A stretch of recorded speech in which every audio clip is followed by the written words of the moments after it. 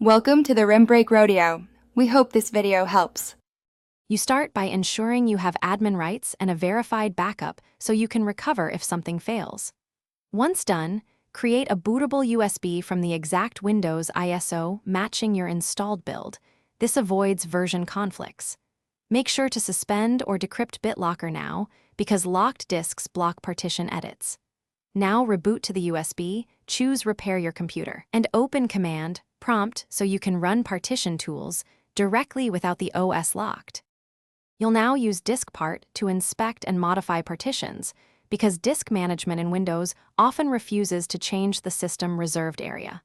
First list disks and partitions, then shrink the Windows volume by the exact megabytes needed to free at least 500 MB.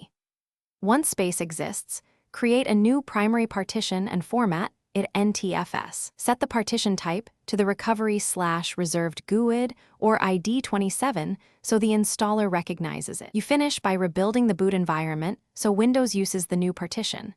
Run bcdbootc \Windows pointing to the SRP letter and specify all firmware types. Once boot files copy, remove the temporary drive letter and mark the partition hidden so Windows treats it as system reserved. Reboot and let the installer or Windows update proceed. If the updater still complains, check that the SRP has enough free space. That BitLocker is off, and run chkdsk on the disk. These fix common blockers quickly.